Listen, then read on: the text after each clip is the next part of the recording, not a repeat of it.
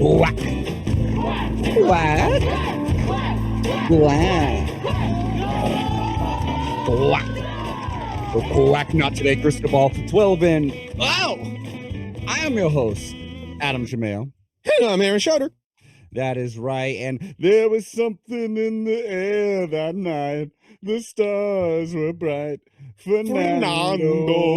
That is right. Congratulations, Indiana Hoosiers, for proving the Ducks are the villains of college football. And not even not true. Not even the villains, but like the henchmen of college football. We're not even the main fucking villains. We're like a little side note of villainy. And they are clearly the good guy, the chosen one. What? Prove me wrong. I think there's a different conversation to be had on a different kind of show about the politics of money in sports. Well, that's what I'll say there. That's why I'm. But can we? Okay, since we're starting off talking Natty Champy. Having never heard or even really seen his face ever before, when he was giving his interview at the end, I think I texted you. I was like, it's like in BoJack Horseman, like in the dog character. Yeah. It's like, oh, this dude is a golden retriever. A lot of people have pushed that out. Yeah. And I totally get what you were saying about the Russell Wilson comparisons and the Mahomes comparisons. You know, he does do the whole I love God a whole lot, and this is his whole thing. But he's like football. Yeah, exactly. Was that his little brother in the stands that was so excited? No, his little, probably. I know his family's in the stands. They kept cutting to his parents. Yes, and he was just to add to like the feel good story. It's like his mom, I know, has like a severe illness. And I was noticing she was sitting down with a blanket. Yeah, and his brother, his older, well, not his older than him brother, but I guess is older than the brother in the stands, if that's his brother, is on the team. Right, is the backup QB just to make it a little more feel good. And they're America's team. Yep. They do things right. If he plays, I think I said it last week, and now it doesn't bug me, I guess. But it's a different conversation, different show. If he plays his cards right, he could be the next Tom Brady, where you're like, this dude is the poster child of professional football. He has every characteristic you want. Oh, yeah. And he did great, I guess. I was so excited watching. I only got to see the second half, but I know the first half seemed boring, maybe. Like, no, it was all pretty good. I mean, like, it was more exciting if you were an Indiana fan, because I think it was 10-0 at the half. Right. Like that. But overall, it was a close game. I watched the whole thing on illegal streams on TikTok. So every single one I watched would also have a douchebag guy like me being like, look at this projector I'm trying to sell or whatever. You know? But I did watch the whole thing, and I'm not gonna lie, I was low-key rooting for Miami. Yeah. So I was like, you know what? They're the underdogs at this point. No, you can't root for Miami. They fucking blow, dude. That dude, watching Cristobal get mad and upset about, like, why are you not calling a penalty on them when his guys were being ruthless on the field? Maybe I'm overstepping, but like Cristobal can stay in Florida. We just dig a moat around him so he can send Florida away. I hate that place. You know what? I may be down with you there. Let's get right into introducing our very special guests. Oh, yeah, that's right. We have a guest. One of the only guests we have on nowadays lately in the new Quack 12 podcast, because we've grown especially lazy and no, that's not true. It's isolationists. When you have a diamond, why would you want elderberries? I'm gonna say I agree with you there. Right. We have a diamond. We don't need all the elderberries. We've got the diamond, baby. You all right, Aaron? I'm great. From Addicted to Quack, the managing editor over there, as well as the host of the It Never Rains on This podcast, Hythloday. How's it going, Hythloday? I'm well. How are you? I'm doing good. Talking about the last Duck game we saw, the blowout loss against Indiana. Sometime, like if a game's gonna end up like that score, it's kind of nice when when the hope is ripped from your body quickly. And I feel like the first couple of turnovers really, and the fact that even when we were forcing what seemed like should be a turnover for us in our favor, we're still somehow magically falling into Hoosiers' hands. Yeah. That I kind of just really helped it be like, okay, no, this is not going our way. So it made it easier to accept. Um, Yeah, there's definitely that. Aaron, I'm surprised that you didn't recognize Fernando Mendoza, since in a way he made his debut on the Quack 12 podcast, actually with a guest. They used to be more abundant on the Quack 12 podcast. It was Rob Wong from Cal was telling us. that's true. Yeah, it was telling us that, hey, the starter at Cal is probably going to be Sam Jackson, who actually Oregon played since after a winding career. He wound up as a wide receiver at Oklahoma State, and then turned back into a quarterback because they had like all of their quarterbacks injured. The Pokes did, after Oregon played him this year. Um, but yeah, Rob was telling us that there's this two-star quarterback who is he Rob took special pains to note, like, Fernando Mendoza is on scholarship, damn it. Um huh. and Good call. the only other offers that he got were from like other Ivy League schools, but he wanted to go to Cal. And that he'd be running the scout team, but if something goes wrong, like, Fernando Mendoza is ready to step in. And like, yeah, he's the like literally the only article that mentions Fernando Mendoza in 2023 for like 6 months, until he makes his debut when he takes over under Justin Wilcox, was my duck dive article. That's um awesome. yeah. And Fernando Mendoza even recently thanked the Calgorithm for all the support he's gotten. And Rob Wong is a big leader of the Calgorithm. So shout out to Rob. We got to get him back on again. That's awesome. It's been too long since I talked to him. Right for Cal is the website that he runs over there. Yeah, watching that game, was it pretty quickly like, okay, we've officially entered garbage time in quarter 2 or something? The first play. The first play felt a little garbage time. that game was actually kind of strange, because it wasn't until actually very, very late that the style of like, even though on the scoreboard it was, you know there was a wide margin pretty early into that game, the way that both teams were playing remained very like, neither team like pulled the starters or changed the way that they played.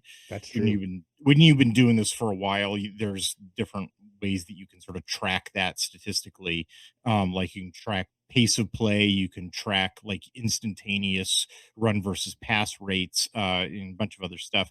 And since we had like a full season of data on both of those teams, you know you you could tell, like, okay, at what point are they playing the game abnormally, and they don't do that until basically the final drives of the game. So I talked to Tristan about this, and we both agreed, like, even though the scoreboard says what the scoreboard says, we're just going to like chart this all the way, almost all the way through to the end. Yeah. Mendoza was running like in the fourth Yeah. quarter.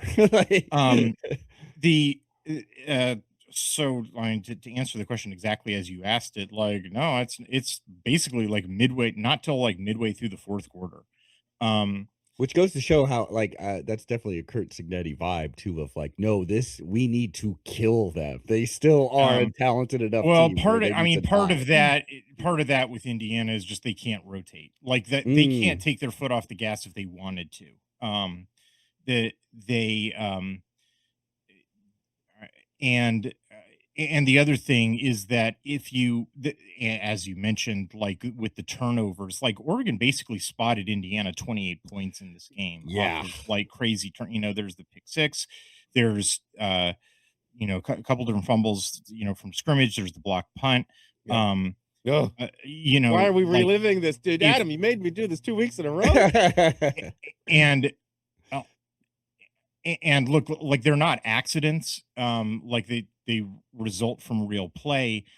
But if you can sort of bracket them and look at the fundamental play from scrimmage, Yeah. which again, like these two teams were playing almost all the way to the final whistle, like for real, like it's it's basically a stalemate. Like Oregon and Indiana are have very similar per play success rates. They're both basically playing in championship caliber.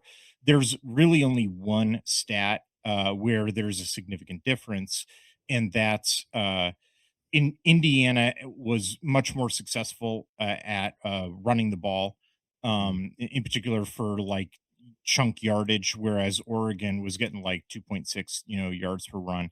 They had a decent efficiency rate, like when they would get to when Oregon would get to short yardage, they could lean forward and pick up, short yardage conversions, but they couldn't do a whole lot more than that. And Mhm. they definitely couldn't do explosive rushing, which is I'm going to talk about later. Is really the thing that made this year's Oregon offense qualitatively different than any other that probably Oregon fans have seen in 20 years.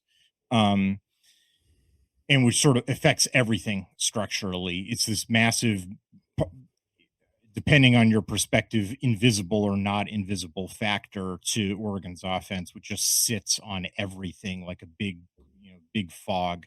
Um, and uh, so anyway, that's it, it. Sort of feels demoralizing to have all those turnovers. They definitely affect the game, but like in terms of was Oregon outclassed in this game? No, absolutely not.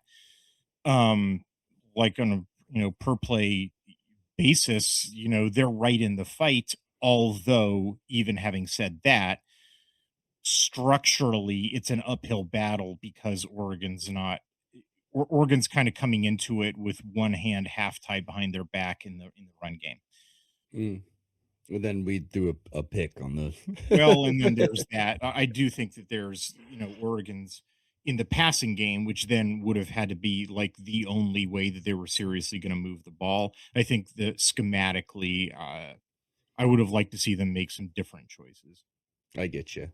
And then, like, I mean, hey, it was cool to see Jay Harris have a good game, Yeah. honestly. And it was very funny. It was very like 2025-26 season where like a very unique thing. How grateful us Duck fans, and we rightfully so, how grateful we were that one of our running backs deemed it worthy enough to come play in the semifinal.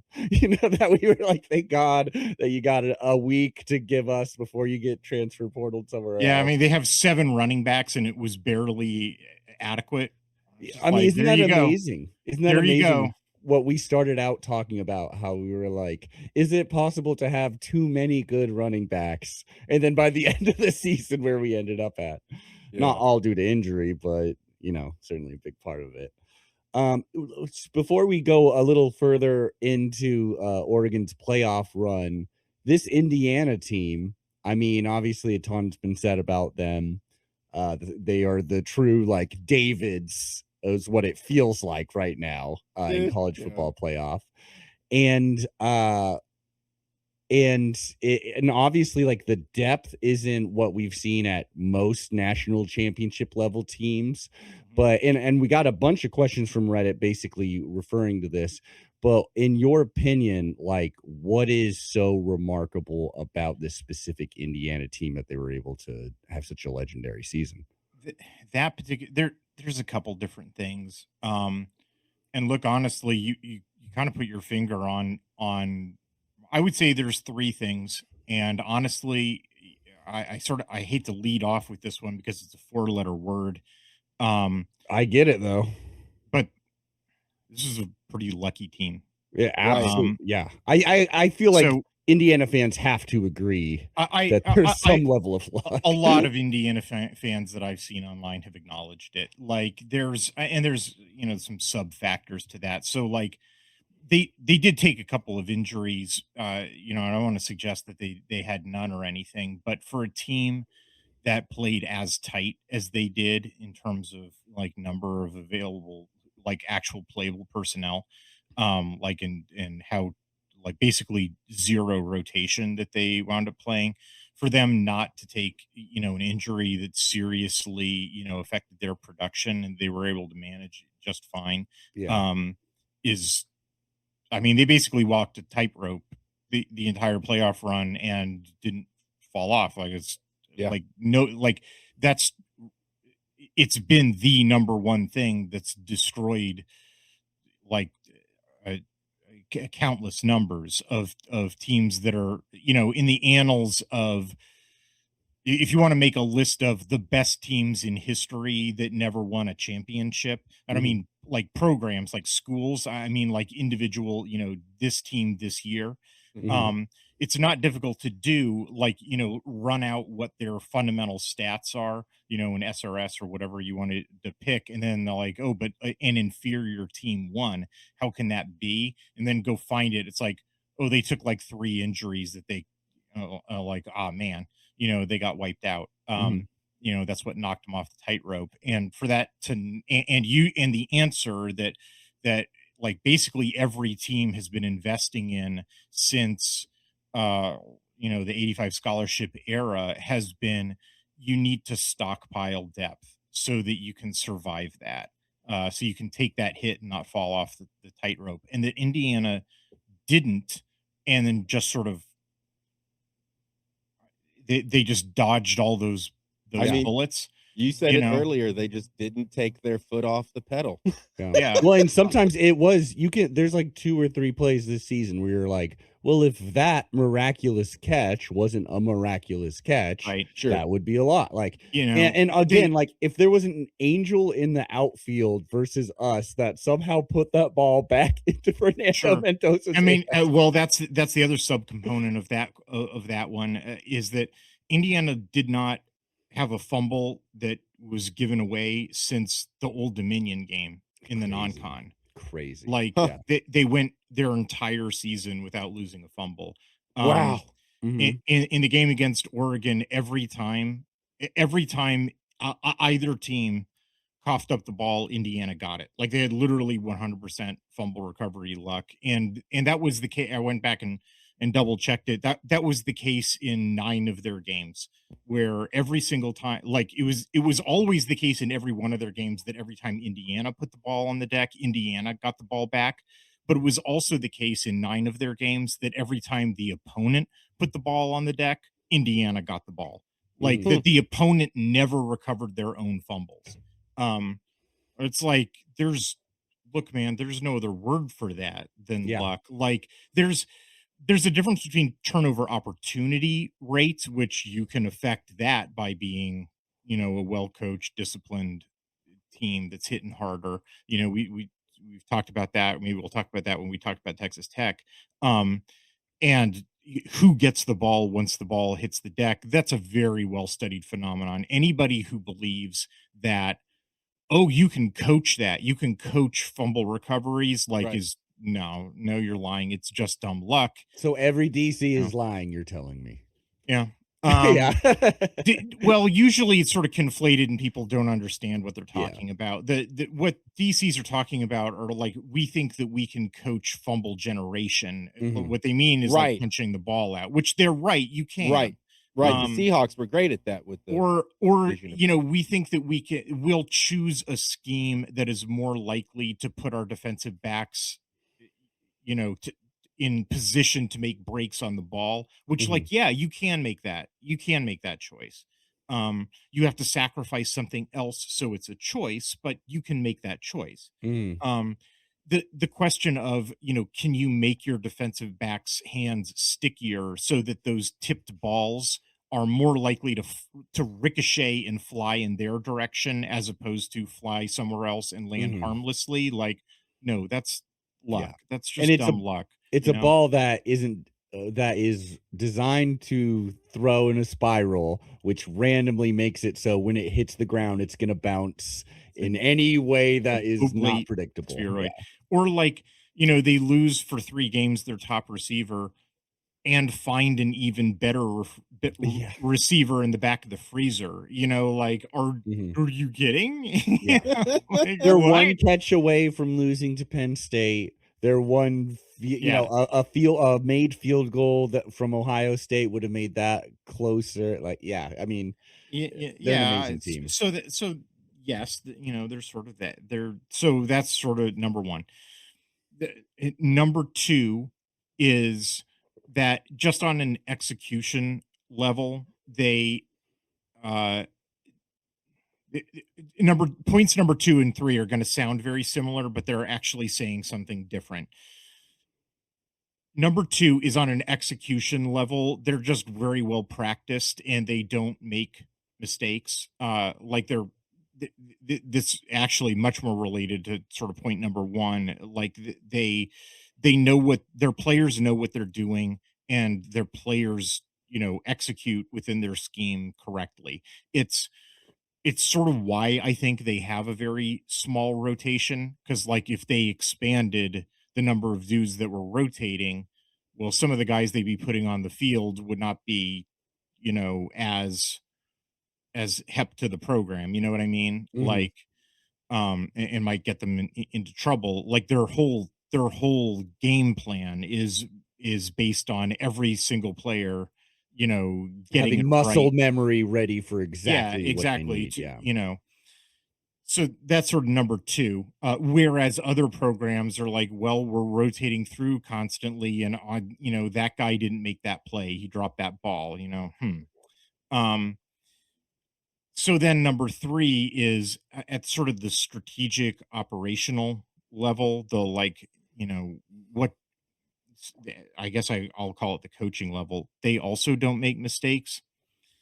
And this is the one that's kind of the most it's the one that's the most intriguing to me as a film reviewer, because if you read my articles each week where I preview the opponents, you can, if you read them in the right way, they're strategic planning documents. They're catalogs of all the different mistakes that coaching staff makes. I'm not talking Mhm. about execution errors like, oh, that tight end got beat on that block. Like, I expect tight ends to get beat on blocks an X percentage of the time. That's not what I'm talking about.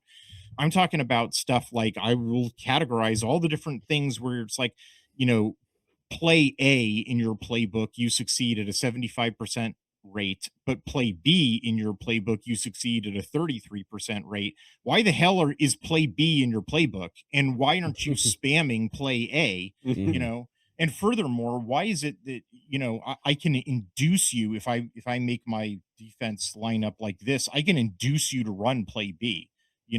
What's the matter with you? Why can I trick you in this way? That's what I mean by coaching mistakes. And Mhm. like my articles are filled up every week with ways that coaching staffs tip their hands. It's like playing a drunk somebody who's been drinking too much, at the poker table, where it's like, you're Uh, showing me your cards, like, uh-huh. you know, and where I guess I would sort of I what I would compare it to is, if anybody's played video games in the last like 10, 15 years, since like, I don't know, Dark Souls came out, like, Oh God. it's the get good phenomenon. Before, in the bad old days of video games, where for video games would beat you by glitching out or cheating, Yeah. because whatever Talking reason. Lion King Super Nintendo. Yeah, right. Like, anybody who's played video games in the '90s knows what I'm talking about. Yeah. Or just like it glitched to cheat you, Yeah. Um, and then video games sort of took a different turn, where it's like, no, actually, that fight was totally fair. Like, that boss is, I know it's difficult, Yeah. but Elden Rings, dude. All yeah, day. sure. It's like Ugh. it's a whenever the boss raises his right arm like that, it's always going to mean the attack is going to be that way. You need to dodge left, Yeah. not right.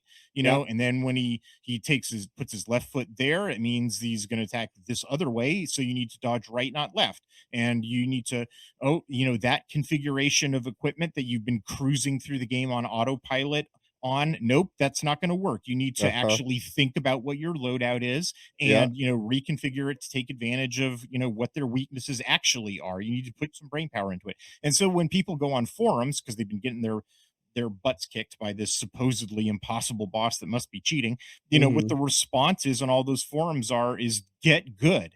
Yeah. That's what the answer is. Like, you're playing the game wrong. This is a fair boss with it has vulnerabilities. You chose rogue with a crossbow for this, bro? Yeah, exactly. Yeah. It's like you need to the answer to this, it's not cheating, it's not glitching out, it's not invincible. You didn't put in the work to study its attack patterns, learn what its move sets are, think about what your equipment loadout is, and then practice at, okay, when it does this, I calmly need to do that. When it does this other thing, I calmly need to do that. And then I heal. Then I do this, and then I do this. And then when you defeat it, you're like, I just got good. And so that's what Indiana is. Indiana is that supposedly invincible boss, but then when you study it, you're like, oh, I just needed to get good. And so what I'm suggesting is that all these programs that are not Indiana that I study and watch every week is like, it's like watching sloppy video game players who are just like spamming the same 3 attacks, and they're not studying attack they have like, they're not good in the sense that I just described, where they're like disciplined and have studied and they don't, yeah. Like in Smash Brothers, you want to respond to what the other person's doing. You don't want to just be like, well, I've got this attack ready to go, because they're going to juke you. So that's what I'm saying about Indiana, is that Indiana's like, they're a tough but fair boss, and they're beatable, but you need to get good because they're not going to make mistakes at the coaching. Absolutely. Like they've eliminated all of those things. I mean, the 100% fumble recovery thing is bananas. Well, that's a different thing, though. That's that was part 1. Lucky. That was part 1. I'm now on part 3, which is which is really the thing that I should have let off with. I should have let off. Yeah, Indiana fans are gonna be pissed now. They're just. I said I hated to lead off with the luck thing, but you set me up. No, I get it. I get it. But that's the thing, is that they're a tough but fair boss, and if you want to beat them, that you need to get good. And all the teams that lost to them, Oregon included, the central diagnosis that I would make is that you didn't play the game well enough. Like, go back and get better. Absolutely. Like Miami, it was there for Miami. They certainly shot themselves in the foot like quite a few times. And I think it's all about I love a coach who's always pissed every minute of the game. And that's old Kurt for you. And the other thing is, when I was talking to Elsie Norton, who's my counterpart at Crimson Quarry, he's like, look, Kurt Signetti is like 30 years older than Dan Lanning, and his coaching staff, Brian Haynes and Shanahan and all those position coaches, they've all been together for this whole long time at like Elon and IUP. Like, they were all living in the same house together, for all this time. Signetti was a position coach for like 12 years under Nick Saban. Like, it was like, right. They've been doing what they have been getting good. Like, they've been in a basement, honing the sword, for 20 years, like South Park with World of Warcraft. Yeah, right. Getting good. So like Dan Lanning's, failures are on a very public stage, right? Because the first game he plays as the head coach was in that same building, the Mercedes-Benz Dome. And so like every game that he loses is a super high profile game against a national champion. Yeah. Right. Well, Kurt Signetti made all the same, get good type of mistakes. It's just they were at Elon, and like, who even knows if there was a television camera there? You know? I'm literally verbatim, almost quoting Elsie Norton. What he said is just like, the idea that this was like this guy like sprang fully formed, year 1 at Indiana in 2024 is like, give me a break, So the idea that this is not a process, that he's like, oh, he did it at Indiana in 2 years. Like, no, he did this over a career that lasted 40 years. Yeah. I do think, like, obviously the new era of, like, transfers and stuff, like, make it so this is more possible that an Indiana could do it, but it's not like, "Oh, Indiana did it because they have such giant NIL and they got the best player." It's like, no, it's But here's the homegrown thing, like, coaching, that's the other thing is that you have to sort of I don't mean to take anything away from Indiana. Hell, I have relatives in Indiana who, like, were sending me all sorts of confetti. You know, but it really doesn't have anything to do with the Indiana Hoosiers who wear crimson and cream. Like, it's Kurt Signetti Yeah. and Bryant Haynes and Shanahan and that coaching staff and the dudes that they imported from JMU. Like, it could have been anybody. Yeah. It could have been the Ohio Bobcats. And then you also you did get a Heisman QB, which seems like sure. Yeah. They could have whiffed if they were not as good of a coaching staff, talent evaluators. But my point is, like, that that was that coaching staff. You know, like, that the reason why Oregon and everybody else lost to them was because that coaching staff had been honing that sword for 40 years and had eliminated all of the mistakes. I'm still on point number 3. Why was Indiana special? Because it wasn't Indiana, it was Kurt Signetti and his staff, and it's because they had eliminated all of those mistakes. What kind of mistakes am I talking about? Read any one of my preview articles in which for any team, not doesn't have to be Indiana. I mean, I note a couple of them from Indiana, but, like, there's not a lot. There's, fewer for Indiana than just about any other team that I've written about. Where, for any other team, it's like, here's all the mistakes you make. Here's all the foibles and quirks and tendencies, and if you do this, then you can be induced to do that. So, like, Indiana has a couple of them. There is some of my frustrations with Oregon was that I didn't think they did enough to exploit some of the few tendencies that Indiana had that I felt like I had identified. But there's just way fewer. There's just way fewer for Indiana. So then, answering the implicit question, if you want to beat Indiana, what do you need to do? You need to get on their level. You need to go through the same process of eliminating all of your tendencies and tells. You need to get a poker face that's as good as Kurt Signetti's. You need to quit tipping your hand at the card game. See, that sounds almost impossible to do. Well, we'll get there. We'll get there. Aaron Dan Lanning's 39. This is year 4 of coaching for him. That is like, crazy. One would think that he'll probably, Nick Saban didn't win his first natty, till year 7. Like, Kirby Smart didn't win his first natty until year 8, I think. Like, we won the Big Ten last year. We made the semifinals this year. Like, it's better to get closer than not. Aaron, I've got breaking news only for you that we did not mention last week, so I wanted to get your quick thoughts on this. Right after we posted, then the announcement came that Dante Moore is returning for another season of Oregon football. What are your thoughts on that? Oh, well, we did kind of talk about that. If he were to stay, how would I feel? And I said, I'm great. I'm for it. And with Dylan Raiola as backup too, which is pretty dang cool. I think a great way to talk about it actually is what Hythloday was just saying, is that I think he's a good enough quarterback that if we just, sharpen that blade a bit more in a few key spots. Just like Lanning is young. He's a diamond cutter. Yeah, I mean, Dante Moore's had 20 starts or something like that, like an insanely low amount of starts. Yeah. And, like, you had, like, that first play of the game. That's probably more on Dante than I would assume the coaching staff. Oh, really? Yeah, I'd love to hear your thoughts on that, actually. Oh, that particular play? Yeah. Well, I figured that was him just being like, named. I'm throwing it to this guy no matter what, and then it. No, so that's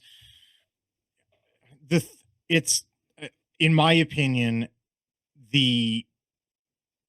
no one is really at fault on that play. D'Angelo Pons gets a brainwave and he plays out of structure, but he's correct. And the reason he's correct is that it's a predictable play call from Will Stein. So if anybody is to blame, I don't think blame is the right word, but it's more like, Will Stein, you got read like a book by a 21-year-old. So I put it on Will Stein. He put it on himself too in an interview afterwards, I do believe. Dante Moore is reading the defensive structure correctly. It's and Pons makes a play out of structure. If Pons, having played out of structure, if Stein had baited him, and instead of Benson playing up short, Moore throws a touchdown. So let me actually just diagram the play. It'll be difficult. Can I ask you a quick question, but Hythloday, before we get into the ones and zeros of it? Go ahead. Is it a similar? Is their play structure defensively in that play similar to that final interception in the Natty, where they use that guy kind of as a ghost to come in, so the other guy can fall back? No, no, it's a different coverage. It's a different side of the field too. And done. So on that play, on the first play of the game, that's one where they bail the end into the curl flat. And he's the one who's supposed to take away the short throwing lane to Benson if Benson hitches up, which is what he does on that play. Because that's Stein, that's so Stein, is for the first play of the game to be a short hitch. Like, oh, I'm going to get my quarterback going. You know, I'm going to, I got to take a few pulls on the lawnmower engine ripcord before the lawnmower is going to start up, right? And so Pons in structure is supposed to has the deep quarter, and so that he has the coverage if Benson doesn't hitch up, but rather Benson runs the deep sideline route. So, but the brainwave that Pons has is, oh, I know what Will Stein is going to do. He's going to throw this. He's going to have Benson hitch up. I should break on the ball. And so he does. Yeah. And because Pons' brainwave is correct, he gets a pick six. Now, if Stein rope-a-doped him, like if Will Stein was smarter than a 21-year-old, what he would have done was have Benson run a hitch and go and blow past Pons down the sideline more than it throws into the area where Pons vacates, where he leaves up his coverage, and Benson scores a touchdown on the first play of the game. And now, instead of it being 7-0 for Indiana, it's 7-0 for Oregon. Now, I'm speculating about that. Lewis Moore, the boundary safety, might have caught Benson. On the other hand, Benson's pretty quick. Benson's pretty damn quick. Maybe he beats Moore, or maybe he makes a move and makes a miss. I'm not sure, but it would have been a big play because Pons plays out of structure. That's what I'm trying to say, is that it's more the way that the defense is set up. Dante Moore has the correct window. Like, that's a throw where he gets it out faster than the end can bail over, and Pons is supposed to be up high, pinned by the threat of Benson running deep. But Pons is not pinned by the threat of Benson running deep because he knows that Stein is not going to call that. Stein's predictability as being a short pass merchant is what screwed Oregon on the first play of the game. Which, hey, that's good to hear for us kind of plebes watching the game, because one of those guys is returning to Oregon, the other one's not. And one of those guys is not returning to Indiana. Yeah, that is true.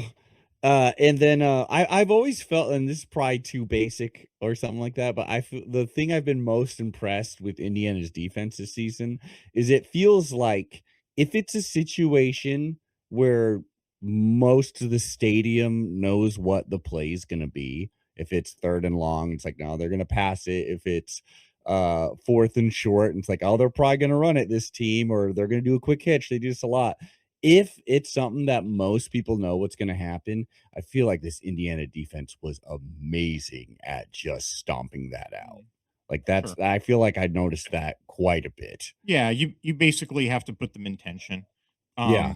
And it's not really saying much, but like, I put together a long clip compilation, it's 9 minutes long of, where the flaw in their zone defense Mhm. is they th- they have to have the field safety cover basically two, arguably three different spots at once, Mm. and there's no way for him to do it. Um and so I illustrated it with narratively with the levels concept, but there's multiple ways to exploit the field safety by leverage and the field corner because he's just not very good. And it's kind of funny that he gets the pick against Beck in the national championship game. It doesn't actually mean that it's just Yeah. because Beck throws interceptions. Yeah, I was like, maybe Um, Bex just ain't that good, yeah. yeah, yeah. I actually don't think Beck's a terrible quarterback. He just throws interceptions. Yeah. Only The in the but biggest games, though. yeah, right. Maybe perfect at Oregon. The Does he have uh, another year of eligibility? and so it's real. I mean, I also thought that was sort of frustrating. That was another thing was my preview article of Indiana of like here are things that you can do in ways that they are predictable. Like I had an entire clip compilation of if you use a neutral aligned instead of an offset running back, Mhm. you will always get the defensive line to slant this way, where the linebackers will cover their hedge their bet by slanting the other way, and so that you can use that to roll the pocket, and therefore if you then roll to the field strength that you can set up shot plays. In fact, that was exactly how they set up the shot play to score the touchdown against Indiana in the Otson game. And Mm. I'm like, hey guys, if you're having More of trouble that. trouble with pass protection, like, and so guess how many times they did that against Indiana in the Peach Bowl? Was at least once, I'm hoping. No, 0. Like, I'm not saying there's a ton of them, but I guess I'm pushing back against the suggestion that Indiana's like this superhuman team, Sure. or that they have no Well, flaws, they have no vulnerabilities. Like there's a bunch there are things. did any team exploit anything during the season? Yes, I mean lots of it's all over. There's all over that there are different things that you can do to manipulate them, but like you have to be in a position to figure them out. Like another one is if you watch the coaches film room on Monday, like all four of the coaches were talking about how the Indiana's offensive tackles, if you brought pressure wide, from a 7, from a 9, that the tackles just don't pick them up. They pick up Mm. the next guy in and then they go to the hot. Uh like every time. And they were like, "God, it's weird that they're not, the tackles never pick those guys up." And I'm like, "It's not weird. That's what they did all year. It's how you induce the hot. And if you identify the hot, which is not difficult to do, I cracked it. Like I put examples in my article. Like that's how you get off the field on third down. But then Miami just like Oregon just refused to do it because they were playing cover one the entire time, and then Miami was in a position to do it, but then their defensive coordinator was, I don't know, smoking. Well, he's probably enjoying something enjoyable in Miami, Some because rum. The sun. they were just never like it's just the hot was always open. I'm just like, why did you do step one and not step two? Like this is what I'm talking about. Like you have to get Right. good, you Mhm. know it's like, okay, you dodged the attack, but then you just stood there. Mhm. Now attack. Where's your punisher? Like get good. Absolutely. Well, moving on from the greatest team of destiny of all time, perfectly flawless team Indiana. Can't Let's wait for the go. movie. Hoosiers Part 2. Like again, like how much of runtime would we have in the Indiana Hoosiers movie? Like 6 minutes, maybe. You Oh, played us I mean, twice. but listen, this is what's remarkable is that if you smushed sort of like all those teams that Indiana played together, Mhm. like Miami has the offensive line that the offensive and defensive lines, to beat Indiana, but they don't. They didn't have the, you know, stop me if you've heard this one. Mario Cristobal doesn't have the athletes in space. Yep. He didn't invest in any wide receivers, so Carson Beck doesn't have anybody to throw. He has all the pocket protection in the world that he needs, but he Yeah. doesn't have the receivers to throw to. You got Malachi Oregon's Tony and yeah, who and Fletcher, and both of Fletcher, whom are yeah. running backs. Well, one's a taser, one's a running back. So where are your wide receivers, Mario? Are you in year 4 of the program again, and you still don't have any wide receivers? Like Yeah. what? Meanwhile, Oregon's in the opposite situation, right? They've got so Mhm. many wide receivers that they can have like their top 3 wide receivers out, and they still got a bunch of wide receivers and tight ends, and yet they've got one read routes going into the boundary because Will Stein got kicked in the head by a horse the last time he was at Kentucky, you know, Yeah. like, And he's going back. Yep. you know, I agree. We need Cristobal on our coaching staff No. ASAP. As an O-line coach, come on, you Mm-mm. wouldn't take that? Mm-mm. Oh, please. No. but I mean, like, Don't look, forget how he failed. Oregon's playoff run is remarkable given how many things are sort of cutting against, like, Mhm. so they, they mop the floor with JMU. Everybody's clutching pearls about like, The oh, second half, the defense give a bunch of second half. I get on podcasts, I'm just like, what are you doing? That's garbage time. They were obviously kept they kept the pace of play up and kept giving JMU the ball back because that's what happens when you score a touchdown. Mhm. Um, because they wanted to knock all the rust off because they learned their lesson, from last year about how that works, right? Mhm. So then they go play Texas Tech. Was anybody worried about the defense? When they Not played there. Texas Tech, that talking point vanished like a fart in the wind, right? Yeah. Meanwhile, Texas Tech totally exposes the stuff that we were talking about all year about the offensive line, right? Yep. All year, this is this subterranean thing that every, or many Duck fans on many message boards wanted to tell me that I didn't know what I was talking about and couldn't do math, when I was Mhm. talking about the transfer portal effect, I'll you tell know, you, I on Reddit, on our ducks, so of course, a little bias. Someone was really pissed off. I always forget what's the name of the O-line best O-line award? the Joe Moore Award. The Joe Moore Award. People were pissed off. I forgot who won it this year, but someone like Iowa.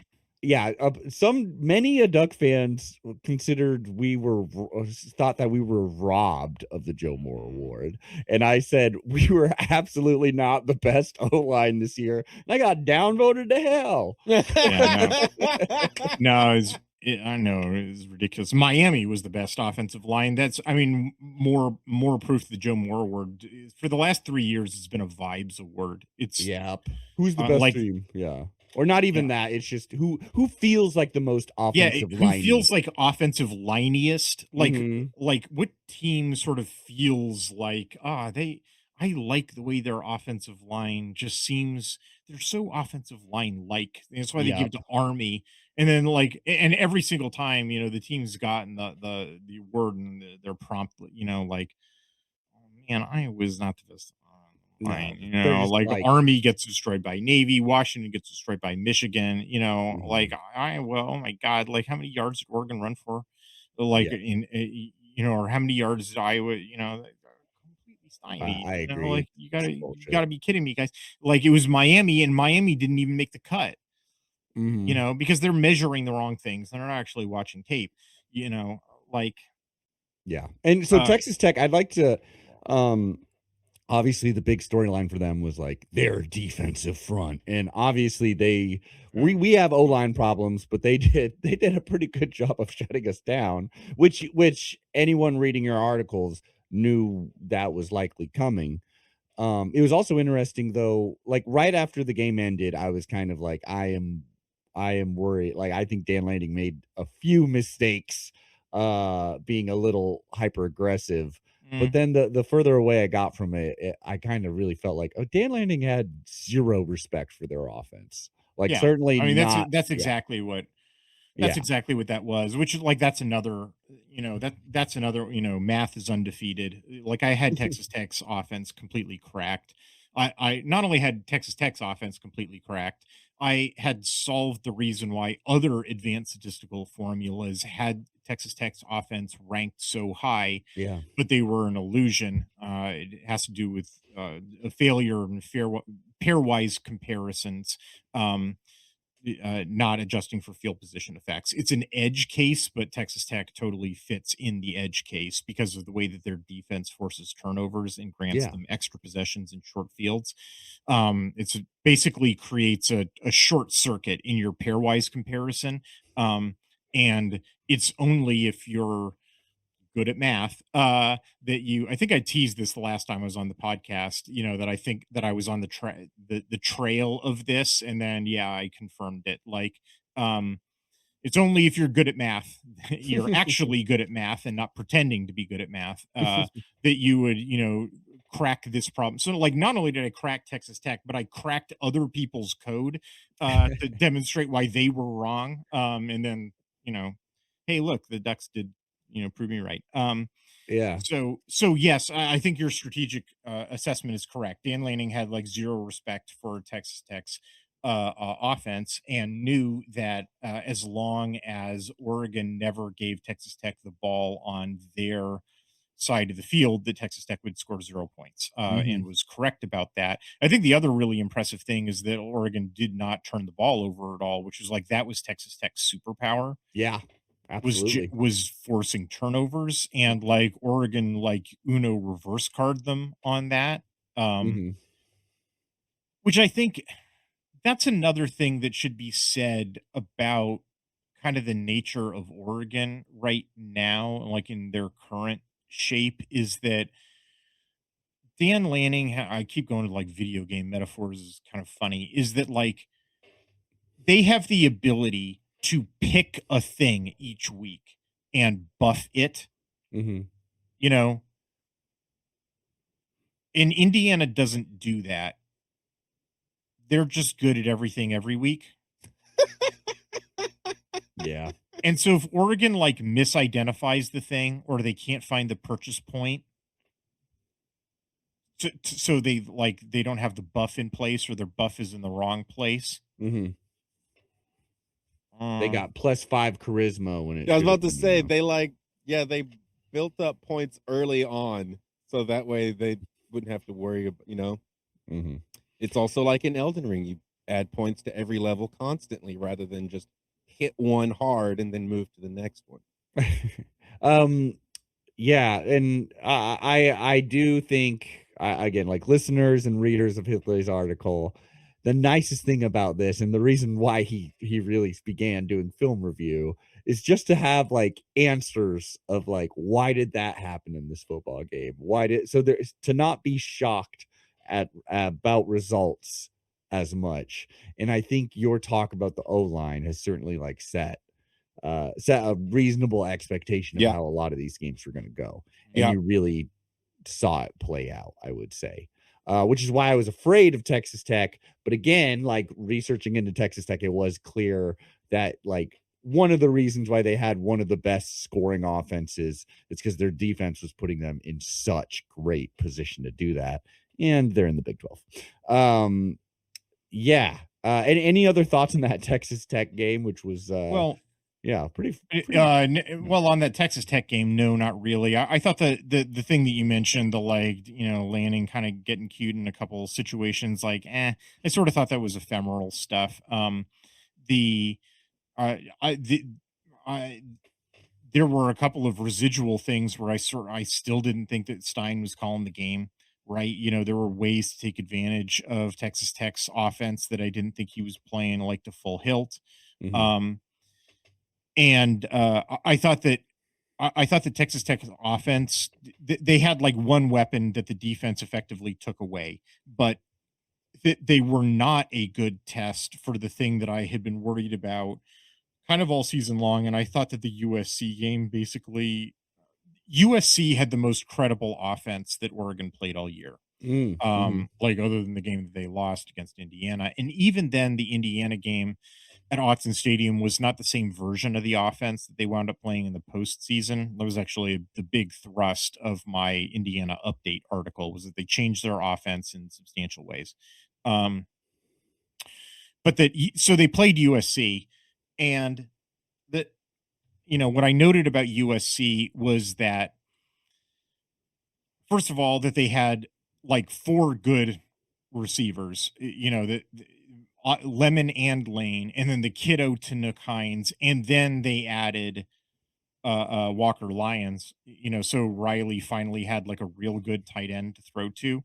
Mhm. And I was like, this passing game is actually like, this is a serious, passing threat, and you have to do work to identify. You have to get pressure on Maeva so that he can't get past his first read, and prior to that, actually, you need to identify what the first read is. So the first thing you do is identify the first read, take that guy away, then you get pressure on Maeva, and then the play's over because it's a low percentage throw, whatever the next thing he's going to do is. And that was exactly the strategy that Oregon pursued. And so I was like, hey, way to go, Tosh. You've been pursuing correct strategies. Is actually my biggest my biggest happy news of the Oregon 2025 season was that all season long I've thought that Tosh Lupoi has employed the correct strategies. Hmm.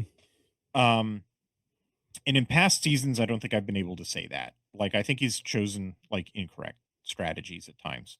Um, this is not to say that you automatically win the game defensively for having chosen the correct strategy. You can choose the correct strategy and still lose, or hell, your offense can just let you down. Mhm. Um, but and in fact, against Indiana, I sort of have a hard time seeing what a better strategy would have been. And again, this goes back to the USC game, which was in the USC game. The thing that I observed was that their USC, and this kind of blew my socks off that Lincoln Riley did this, was that he abandoned this year. Lincoln Riley, I'm really curious what he does in 2026 about this. He abandoned his own playbook Hmm. and stopped with his like his iconic, like very Lincoln Riley unique RPO play with this very specific power RPO stuff, and was running one and only one type of effective run play, which against most Big Ten teams uh would be effective because most Big Ten defenses are like are like cheap padlocks. You can you can crack them open by just hitting them hard. Mhm. um like but then and so I was like, this is not actually a difficult run play to solve at all. You can solve it with like two linebackers. And so therefore you can reserve for yourself a whole lot of extra pass defense resources, which is what you actually need to stop USC. And then Oregon did that, and I was like, "Way to go, Tosh! Hooray! You did it correct. You stopped USC's kind of gimmick of a rush offense. The fake, the not real Lincoln Riley rush offense, and reserved for yourself the extra pass resources that you needed to deal with the true threat, which was this pass offense, and you did it correctly. Like you then, to the best of your ability. I mean, they still moved the ball some." Yeah. Um, so then what I was sort of ruminating on a podcast with Tristan is, but what would happen if Oregon played an Oregon level threat on the off if Oregon's defense had to go up against an offense that was an Oregon level threat offensively, by Mhm. which I mean they have multiple good receiving options, not just one guy that you have to shut down or two guys that you have to shut down, which is what describes most Big Ten teams, right? Yeah. Um, but they have lots of guys, so they've like totally stretched out your secondary resources, right? You can't like double up on dudes. You can't just say, "Oh, I only need to take one guy away," but you've got to use like all of your back end resources, uh, to deal with all of their different passing, receiving options. But then also, unlike USC, they also have a serious run game. So it's like, oh shoot, I've run out of dudes. I would need like 13 dudes in order to stop this offense. And I don't know, they don't let me put 13 dudes on the field. Some Like reason. what would Oregon do? And like Oregon never encountered such a team, right? They never did. Like USC wasn't that team because their run game was fake. Like Washington wasn't that team because if you just focused all your resources on the quarterback, Mhm. their run game couldn't get there. The like JMU wasn't, because they had to rely on super explosives in order to move the ball. They weren't a good enough efficiency team. Texas Tech wasn't, for the reasons we've already discussed. And then they played Indiana. Mm-hmm. And Indiana is that team, right? Indiana has two good running backs, which means they could do the thing that Oregon couldn't, because Oregon's running. I don't really think the running back thing, Oregon's running back depletion affected the game, except for this one thing, which was they couldn't rotate their running backs. They only had Jay Harris run between Yeah. the tackles. And the instant they put in, they were like, well, the only other guy that we've got is the freshman Hill. Hill's an outside runner. What would happen if we tried to put him on the inside? He Mm, bumps Dante Moore's elbow and results in a turnover. Because, yeah. of course, it does. God hates the Ducks, Yeah. right? Well, Indiana doesn't have that problem. They have two identical running backs who are built like ATVs. That's LC Norton calls them the ATV shaped running backs who are like identical, and so they can just switch back and forth, back and forth, back and forth between them, right? So that they've got a credible run game. That Oregon can't just stop with two linebackers the way that they Mhm. could against USC, right? So it's like, oh man, I've got to devote actual resources to up front. They've got to get pressure on Mendoza. That's the solution to their passing. So, okay, man, I got to actually devote resources to the box.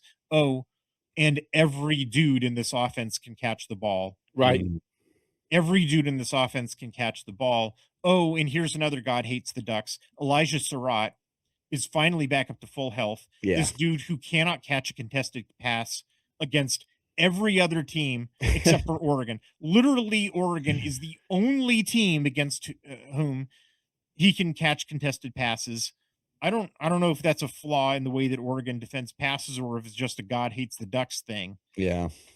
But Probably the like second one. immediately in the national championship game against Miami, he goes right back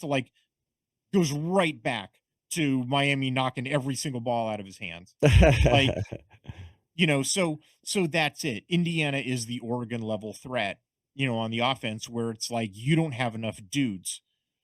You don't have enough dudes. So Tosh Lupoi makes the strategic choice.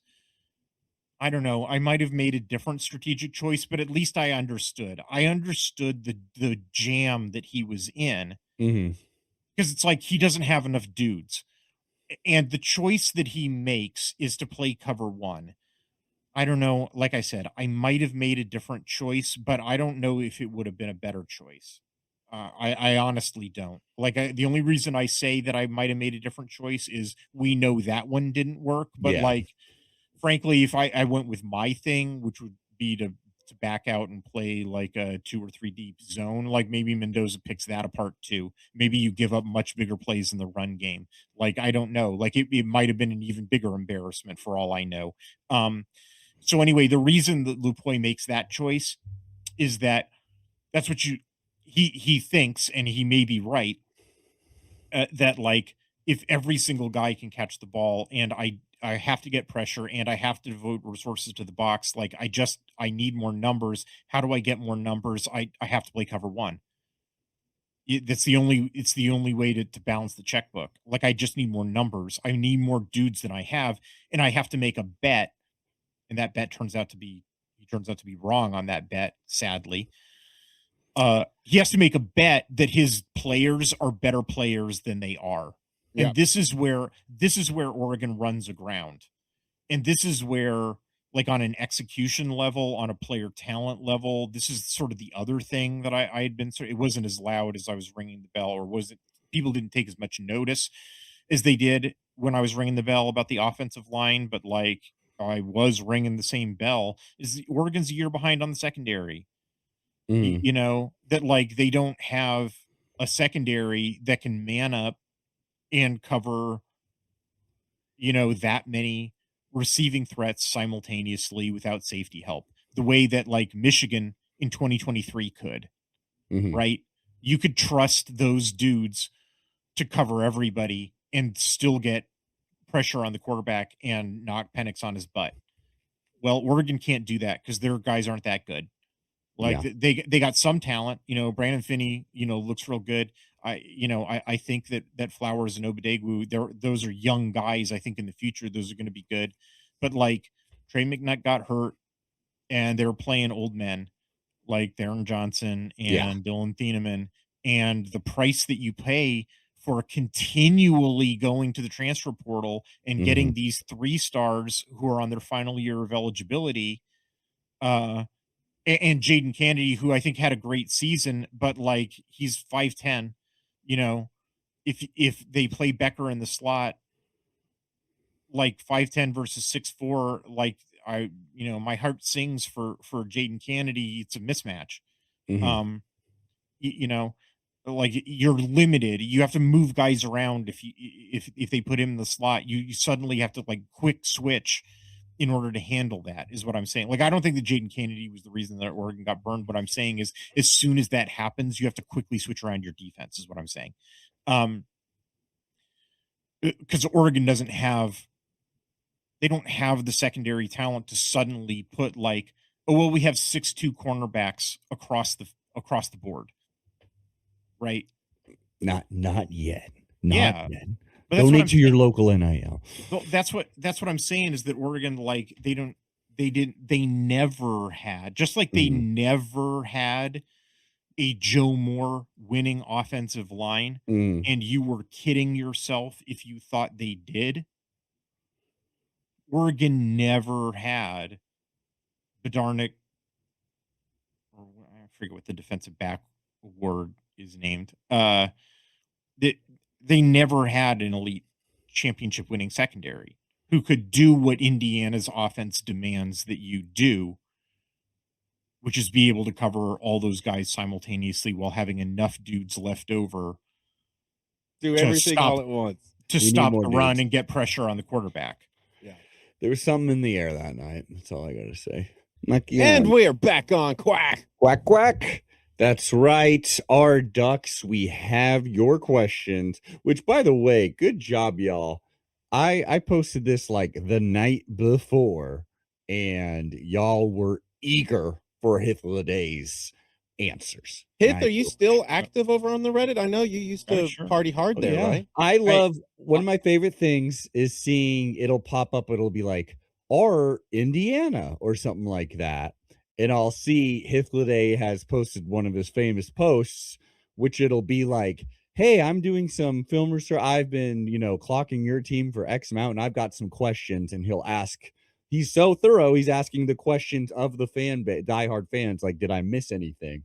And inevitably there will always be a comment of Sure. like, who the fuck are you? Yeah, yeah. Why have you done so much research? Why are And you invading our well, space? no, it's more like why is this Duck fan know more than the large majority Oh, of Indiana fans about Indiana? Like it's literally like that over and over, and I see it, and I always love seeing that. I mean, it's a good question. I honestly don't know why this isn't more. Yeah. I find this to be a very enjoyable pastime. It definitely reduces my anxiety. It's definitely been mission accomplished in terms of you hinted at my backstory in terms of is like lying face down in the Rose Bowl, or like two different Rose Bowls, the Kajana Carter one after the 94 season and the Terrell Pryor one after the 2009 Mm, season, where I was like, I didn't understand what happened, like because back in those days, the only team that you could see was your own team. yeah. mhm. And I had no idea who the opponent was, and everything that I'd seen about the Ducks was like, the Ducks were the Indiana of their time, like Mhm. this invincible team that could not be stopped. And then when they hit a brick wall, I was like, well, I thought they were supposed to run through brick walls, and I didn't understand. And then And I you have realized, like, Jeremiah Masoli. What the fuck is yeah, going on? and so like I realized that wasn't a metaphor. I literally didn't understand. I didn't understand anything about the team that Oregon was going to play, and I was like, I never want to feel this way again. And the next season, this is when like digital, HD television Digital. started being broadcast, and it was not difficult to acquire. Like I found that it was actually not difficult to acquire, and that each week I could do a little work, and like I could understand, oh, this is what this team does, and this is these are their tendencies, and this is what they're going to do, and if they line up that way, this is what they're. And it was like it was such a revelation, you know, it was like seeing through. It was like the Matrix. You know, it was like Uh-huh. you know, I don't see the Matrix anymore. It's blonde, brunette, redhead. It's like that. You know, it's like football just slowed down. I watched the game and it's like without anxiety, you know, at all. Or it's like it's not that I know exactly what's going to happen. It's that when it happens, I'm not saying what I don't understand. You know, it's like I know exactly what happened, and even in losses, I'm just like, yeah, yeah, I get it. You In know, this okay. metaphor, you're on the doomed ship in the Matrix, though. So this, Yeah. I don't know I if this. suppose, but but I mean, like that's what's happened. Like the last 2 years when Oregon's ended its season in Mhm. like these embarrassing losses. Like Yeah. I've said, like a full, like I'm not saying, like I'm not kidding about this. Like literally verbatim, a full calendar year before it happened. I'm on podcasts telling people this is how Oregon's going to lose in January. Mhm. It's Like, true. I was there. um, because it's like, yeah, when you're on the other side of the looking glass, like this stuff's not it's not hard. Like I think it's really I'm looking at the Reddit thread that you put up and you called me legendary and I'm like I don't feel like I am like at all. I feel like this is just it's like going to the park and the park is covered in litter and You everybody's cleaned it like up. sort of saying like, oh man, this park is ruined and I can't see all the flowers and the trees for all this litter and there's nothing to be done about it. And I'm like, well, I could just pick up the trash. Well, Like, if I'll there's just I'll one just get this guy, garbage bag and pick up all the trash, and so you're, like, legendary film reviewer, and I feel like I'm a legendary trash collector maybe, you know, like, I mean, why doesn't everybody just get a garbage bag and pick up the Hey, trash, you know? sometimes there's a necklace in that trash. yeah, yeah. If no one else is doing it and there's one guy consistently picking up the trash, then that trash picker does actually end up pretty freaking legendary. And I mean like just the responses on Reddit and you'll hear people like, you'll post on our Michigan and you'll see people in our Michigan being like, "Oh, it's this guy again. Awesome." Not our Michigan, they banned me. Oh, Oh, well, dang. that's fucking Michigan. God damn. Yeah. They would. All right, let's They get would into be the them. ones. Let's get into them. So we got Webfoot Troll. Good person to start off with. Webfoot Troll. Has Hith reviewed the film from our newly promoted coordinator's previous stops? And if so, does he expect any obvious changes to either side of the ball? Right off the bat, we can just say I believe you did review Hampton, and you can Yeah, find that over on Addicted to Quack. I did. And I will say And too, it feels like Dan Lanning, as of right now with these coordinator hires, it's clear he has like a place he wants to be, and like the Yeah. step from Dillingham to Will Stein. Yeah, his It vision. wasn't yeah, well, it wasn't a giant change or step, but you can still tell the personalities differ and philosophies differ. So yeah, what do you think, Kip? yeah, I'm not really expecting much in the way of difference for Hampton, although it I honestly don't know. The answer to the question is I don't know. Mhm.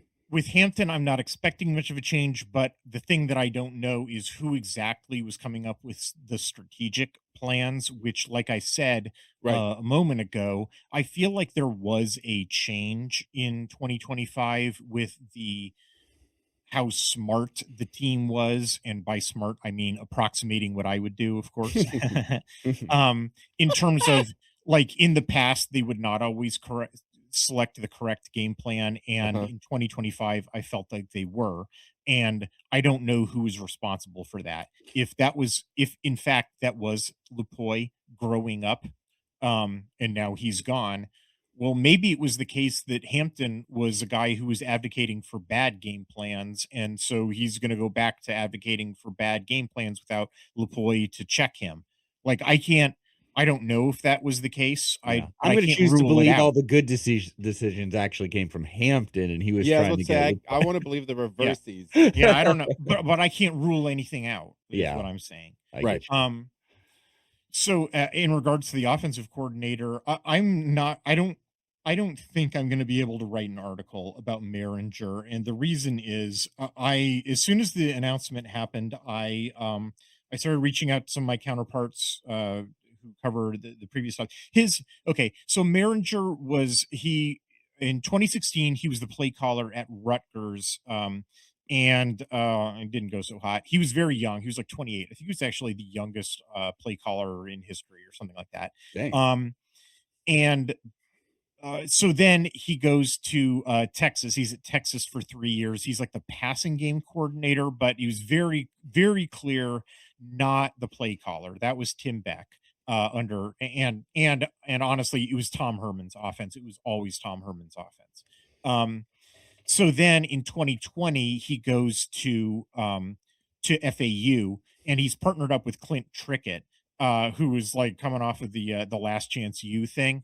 Oh. And I talked to my counterpart who covers FAU, and basically what everybody understood was that was Clint Trickett was being given his shot to be the play caller there, and Maringer was brought in to like design passing game concepts, but that Trickett was the signal guy. Okay. So then the next year, 2021, he's at New Mexico. New Mexico already had their play caller from the previous year. That was where he made and so again, like Maringer was best understood as sort of like a consultant type. He was like the co-OC, but they already had their guy. So what I'm saying, and then like the next year he's hired by Oregon to be the tight ends coach.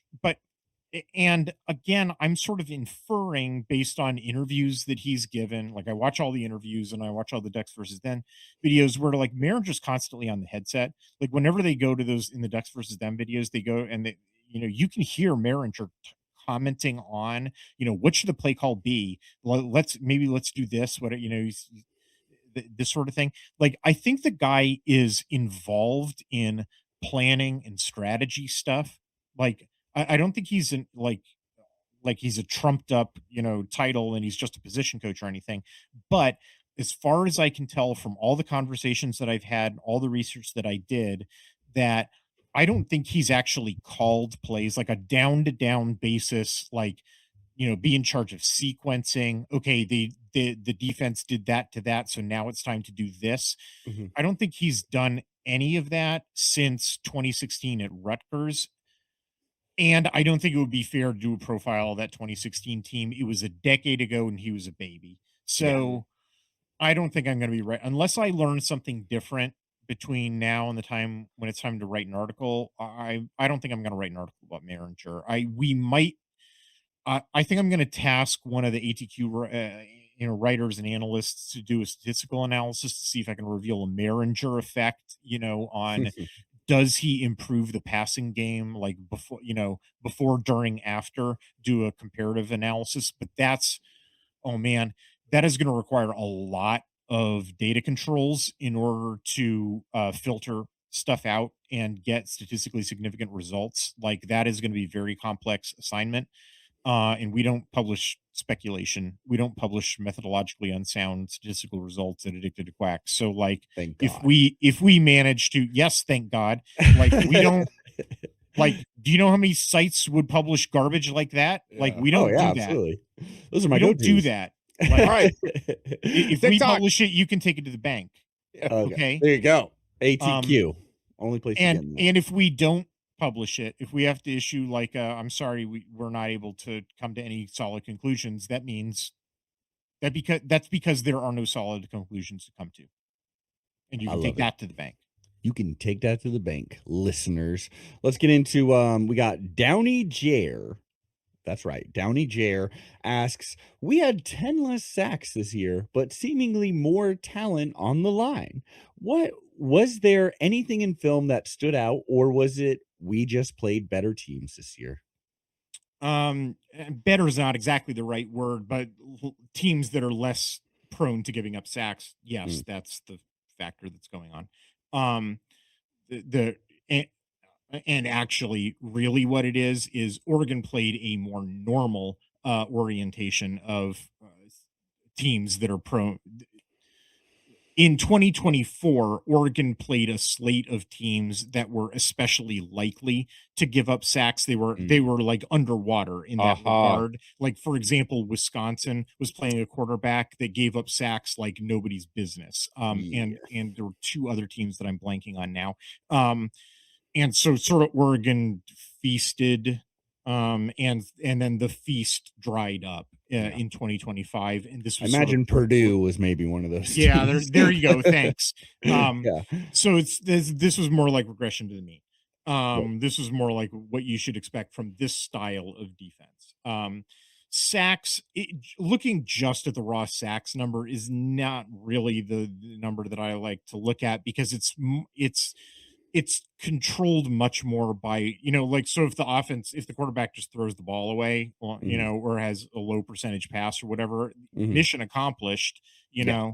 like, so there's a stat that I call the havoc rate. It's the just the s- the it's the total number of dropbacks is the denominator, and then the numerator is uh how many times did the defense win because they effectively messed with, by getting pressure, like defeating a block, Mhm. right? They did something the offense didn't want them to do. They got past a blocker, uh and made the quarterback do something he didn't want to do. So the pass was deflected, the pass was intercepted, the quarterback didn't was not able to make an easy throw. Mhm. The quarterback had to dirt the ball, or make a low percentage throw, or make a short and unsuccessful throw, or was hurried, blah blah blah, like all the different things that are like, the defense got pressure, and that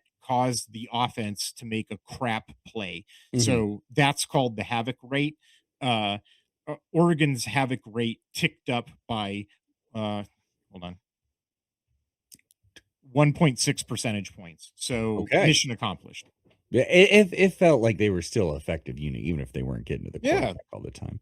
Aaron, you remember that first year we did the podcast and we were talking about it, and then our OC got a DUI right when he got to Eugene, and we had to get a new one. Yes. Oh, Willie God, Taggart. that Willie Taggart year. That's actually that year I cut my teeth on Oregon fans online, like, not liking me, because I was like, I do not like Willie Taggart's coaching staff. Like, I Yeah. don't like the way that he's treating the media. I don't like the way what he's doing with the strength and conditioning. I don't like this. All of this is like non-discipline stuff, and I mean, it was on Reddit and stuff. Hey, our ducks. Um, I was supposed to, like, I don't like any of this. I don't think this is gonna go down very well. And well, And they all There it was. responded with like, "Well, tough cookie, because he's gonna be here for a long Uh-huh. time." Uh-huh. Linebacker. Oh, this is from Z Merds 40. Linebacker. Z-Merds 40. That's right. Linebacker appears to be the biggest point of need, followed by the O line. New guys stepping into both. Thoughts on how these two groups are looking for next year? Do they desperately need to get help in the portal, or are we confident the guys already on the roster will step into starting roles and be successful? Well, I think we've covered boy, having to I grow your don't man. know. I am I mean, they could take a transfer tomorrow that would answer a bunch of questions. So, like, Yeah. I don't know. Yeah. Um, I don't want to. What I'm saying is, I don't want to read tea leaves yet. It's Hmm. still too early for reading tea leaves. Um, it's very curious that Devin Jackson, of all people, has not gotten into the portal. Like, Mm. the staff keeps doubling and tripling down on Yeah. Devin Jackson. Um, That is very it's true. it's very interesting, like, how much confidence they've expressed in basically Devin Jackson. And I know that it's not just, well, Devin Jackson among others, because, like, there's a bunch of other dudes who are way more productive who have gotten in the portal. So I mean, it's specifically Devin Jackson Mhm. that they're putting the chips down on, so it's Matudi got in the portal, but Platt and Williams and Nix are all returning, at least as of this recording. And I don't believe they've taken a transfer linebacker. I think they probably should have just like an insurance policy type of linebacker. Mhm. Um, like a journeyman type of linebacker, because they were already playing their journeyman type of linebacker in the form of Jerry Mixon. Um, but the problem was that because Mixon was a recruit, they couldn't play him too much because it would threaten Jackson. Yeah. So they needed a transfer version of Mixon to be that guy so that they could rotate more. Like, they were in a tough spot because of Jackson being the guy that they believed in, but they didn't want to play, the freshmen all being hurt, and then not having a safety net transfer. So honestly, this kind of just looks like, really looks like personnel mismanagement, frankly. Like that probably would have been solved if they just took a transfer to be a backstop. And I mean, I think if this were any other team, I probably would say this looks like I would make the diagnosis of they have unproductively fallen in love with Devin Jackson. And if Mm. this guy doesn't have like a total breakout season in 2026 and prove all the haters wrong, Yeah, um, like I'm just gonna I'm gonna hang him from the highest tree. Like, I get you. I get you. Let's get into this. So you already answered half of Chandris Cloud, these names, half of their question because they said excited to see his film analysis on transfer portal players. Half the question is, do we need a transfer O tackle like the one from Colorado? Or I believe it's Seton, who they're talking about. Or is it better to continue with the guys we were developing? Thank you, Quack 12 Podcast. You're welcome. I believe you already touched on that at least. sure. This other The half. way that the Yeah. transfer portal, I'll answer it quickly. Mhm. The way that the transfer portal effect works is that it's multiplicative. So the more transfer portal starters or starters right out of the portal that you take, the worse and worse and worse the effect gets, like dramatically so. Mm-hmm. So 3, real bad. 2, pretty bad, so bad that just about every team should not do it. Like kind Mm. of doesn't matter how, like 3, it 3 should basically never be done. Like it doesn't matter how bad your situation is, like of what your homegrowns are. Mhm. Like it's basically impossible for it to be the case that your third best homegrown is not a better situation. Um, like the math is just not going to work out that way. Because right, like think about it, that when you go to replace a light bulb, you replace the worst light bulb with the best new light bulb, right? So that's the biggest transformation, Mhm. right? But then when you go to repeat that process, what do? You replace the second worst light bulb with the second best light bulb. So that's a much less dramatic. And then the third one with, the third worst with the third best new one. And so like each new dude that you replace is a less and less dramatic, improvement. And we haven't even gotten to the transfer portal effect. That's just the law of diminishing returns. Um, so I mean, I buy three, light bulbs in 6 packs. Good point. I know this is like back in the world in which you were pulling light bulbs out of your Right. hardware drawer. Um, Right. so but that's just the law of diminishing returns. I'm not even talking about the transfer portal effect yet. The Mhm. transfer portal effect, because it's multiplicative, like 3 should just never be done. 4 never ever ever to be done. 5 I think would destroy the universe. The 2 is bad enough that it should it's a bad idea almost universally. There are a couple of edge cases where it might be a better situation. 1, on the other hand, 1, the damage is almost imperceptible. Like it's real, but it's almost imperceptible. Mhm. And here's the case, because of that sort of light, that light bulb metaphor that I just used, because you're replacing the worst with the best. Mhm. Okay, a lot of teams find themselves in the situation where, okay, it's actually a better situation than going with 5 homegrowns. So, That certainly makes sense. so So, for example, the 2 teams that played for a national championship, though, even though both Indiana and Miami are teams that at every other position lean pretty heavy into the transfer portal, right? Both of them were playing transfer quarterbacks. Both of them had transfer, wide receivers, all up and down the board. They had transfers. You know what the one position they did not go transfer heavy at? They were playing O-line. homegrowns, the O line, including Indiana, right? It was all, Yep. all those guys signed with Indiana, with the exception, but they were both 4x1s. They had one transfer. Actually, curiously, for both teams, it was the center. Mm.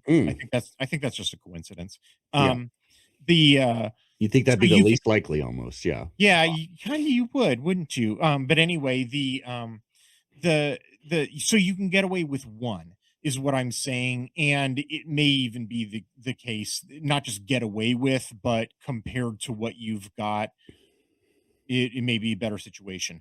So, and here's the other thing about the transfer portal effect.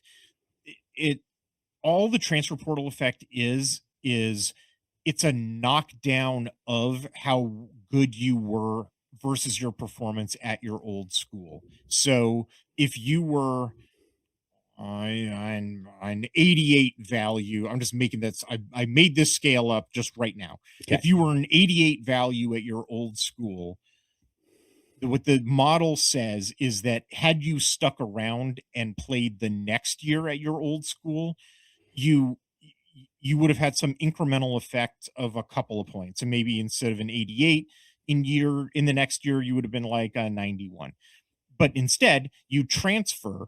Well, transferring means not only do you not get that incremental improvement up to like a 91, Mhm. you don't even stay at an 88, you drop a couple of points, you drop to like maybe an 86, right? So it's like, so hey, that's a swing, like it's an appreciable swing if you know what you're looking for.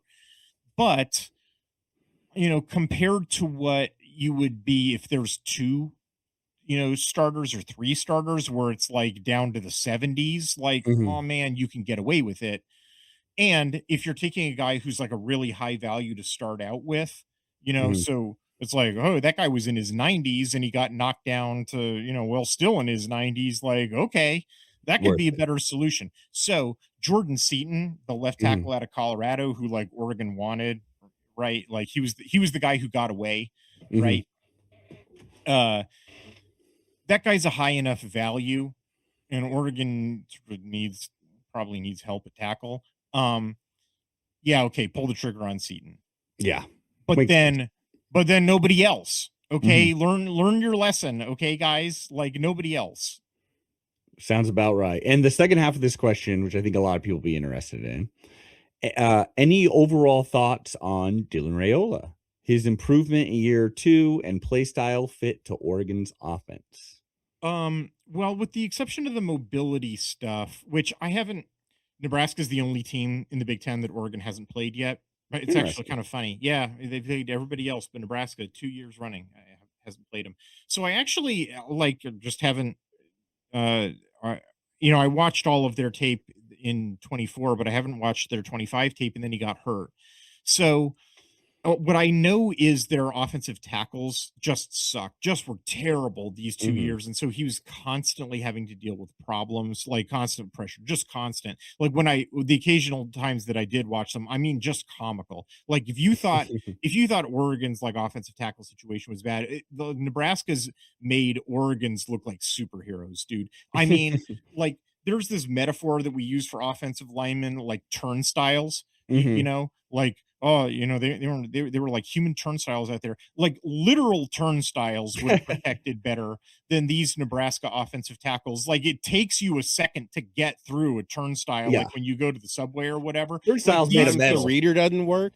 yeah, exactly. Like I've been held up when I'm going to like the New York subway or whatever. Like I'm Yeah. like, come on, let me through here, whatever. Like these guys, like, oh, they might as well have not been on the field. They were so bad. Like, oh my god. Like when I inevitably write my Dylan Raiola, I've already dog-eared a couple of clips to be like, you have got to be kidding me, dude. This is like horrendously bad. So that's what he's had to deal with for all this time. It's going to be very similar to my Dante Moore article that I wrote in 2023, where it was just like, dude, it's going to be hard to like make some assessments about this dude because he's like living in fear of his life on every single play. There is sort of there. I mean, there's definitely a mobility issue, which I can't imagine is going to be hurt by the fact that he broke his leg. Why did he break his leg? Because his protection was so bad. Yeah. Um, but like that's kind of I would like to, it's generally an advantage for quarterbacks to be able to at least threaten the defense with the ability to keep the ball. So that's the thing that I have the least amount of eyes on is Mhm. his ability. Like I know that he's not a super gifted scrambler. How do I know that he's not a super gifted scrambler? Well, because he keeps facing pressure and he wasn't able to scramble out of it. But what I'm not aware of is how much of a threat he is as a designed run keep guy, because I would have needed to review all the film on that, and I haven't had a chance to do that yet. Um, so I don't know. Um, put him behind a good offensive line. Oh yeah. Like do the Dante Moore thing where he sits in red shirts and develops I and put him know. behind a good offensive line so he's not Have scared you for his life. noticed, Like, oh yeah, I mean, this that has happened twice now. Have you noticed any other team in college football having such success by being like, our backup QB is also like a highly regarded transfer QB, and he's sitting on the bench, and that is the plan. Have you uh noticed that much? I'm not aware of any other school that's fit that It's pretty pattern. damn impressive, honestly. Like, I mean, yeah. I think it's more of just a commentary the health of the program. Yep. Yeah, I could see that where it's like, I want to develop. I want to go to the NFL. I want to develop to be a better QB. I Yep. would make some millions of dollars and to get better. Like, Well, and just the confidence that there's going to be guys to throw it to. yes. You know, this program's not going away. You know, it's Mm, not going to be like a USC where like, hey, who knows what Lincoln Riley is going to be up to in 2 years? Oh Like boy. yeah, no freaking who the joke. hell who knows? You know, are they going to NFL have a run OC. game? Are they Yeah. going to have an offensive line? Are they, you He's gonna know, be slinging hot dogs in the concession stand there. like who like where else are you going to go to? Are you going to go to Ole Miss? Are they going to have a coach in 2 years? Are you going to Yeah, go to Florida? Are they going to have a coach in 2 years? What's going on with Kalen DeBoer? Or like their fans want to hang him from the highest tree, you yeah, know? And yeah, that's not a metaphor when they're talking yeah. about Alabama. That is Um, fucking true. And or back up even like it's like Ohio State. It's like, well, their guy is a fucking fresh or like he's gonna be there for at least a couple more seasons. I think Sure. it's and Yeah, the Alabama or Texas are about the only other two programs in which you could talk about stability in that mhm, kind of way. And you know, I don't know that I have a whole lot of confidence in Sarkisian as a quarterback developer, to be honest. yeah, And as you said, Ohio State's got a freshman. yeah. I think it's honestly pretty dang impressive, pretty cool to be able to do that. And like it's clearly going to help them out quite a bit. I feel like.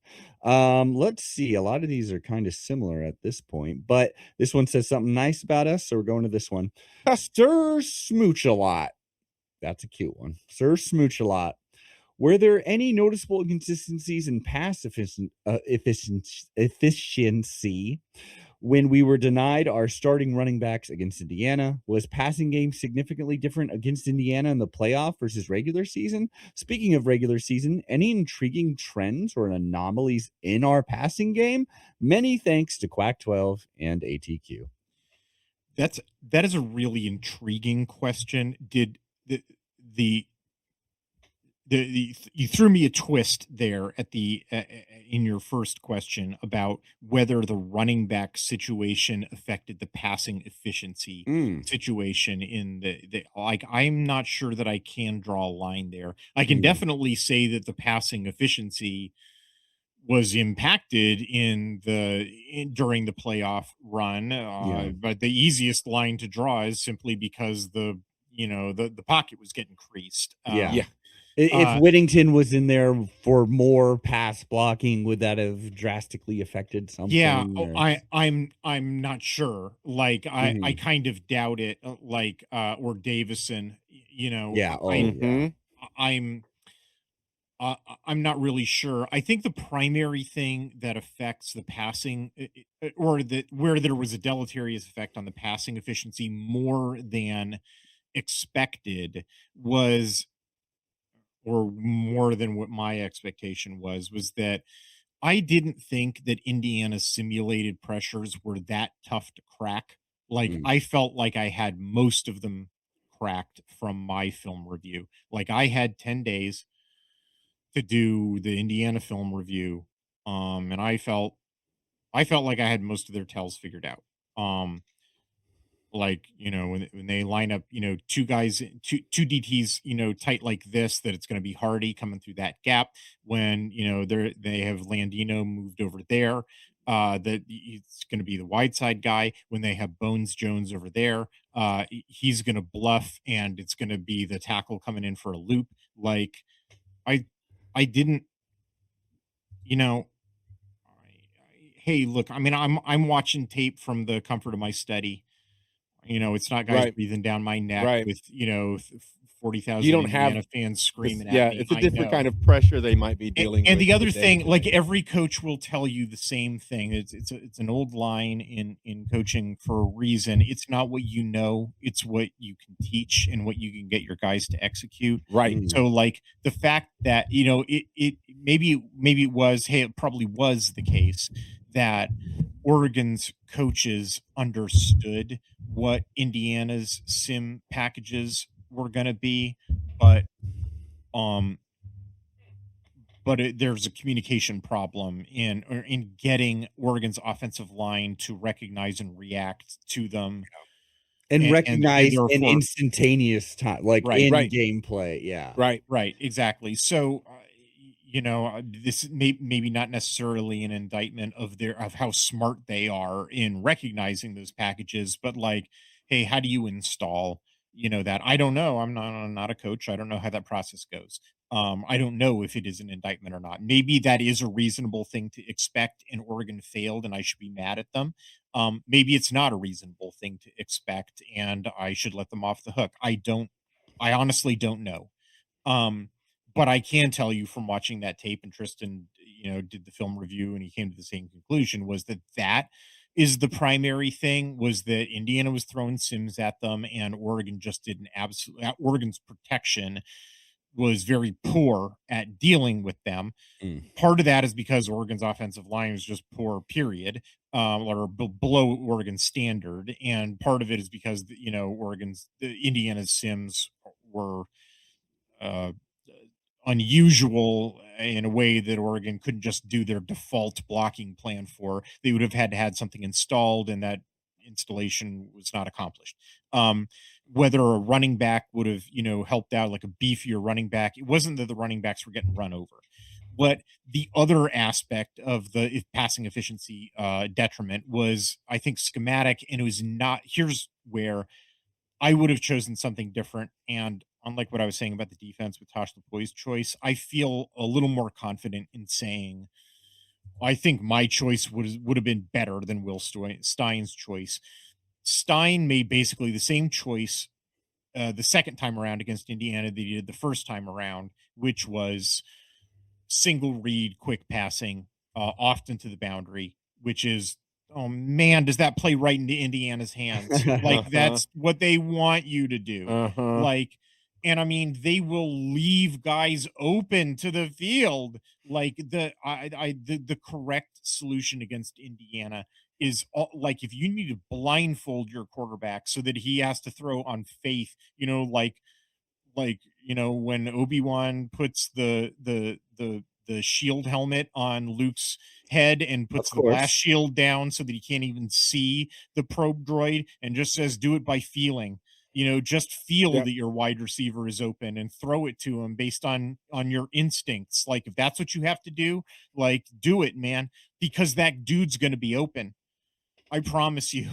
Like just trust that the route is open. Take the snap and chuck it to the field. Like there's just do it. Like I that's the answer. And guys, I'm looking at them on tape. I'm looking at them in the high angle in the all 22. I'm looking at them in the sky cam angle. They're open. They're so open, and instead Moore is stuck on the short routes. Now I know that there have been some who are like, that's a Dante Moore issue. I don't think there is. Why? Because I've watched like every single one of his starts. I've seen him. The folks who are like, oh, he's a single read quarterback. I'm like, you haven't watched every game that he's played. You've watched like one game that he's played. I've Mm. watched him play every game. He's not a single read quarterback. That was the game plan for this game because Will Stein knew that the offensive line was going to get eaten alive, and so that's what he installed. And so Indiana then did what Oregon failed to do, which was crack who that dude was, took that dude away, and then Moore was like, "Well, every other dude in the pattern is a decoy.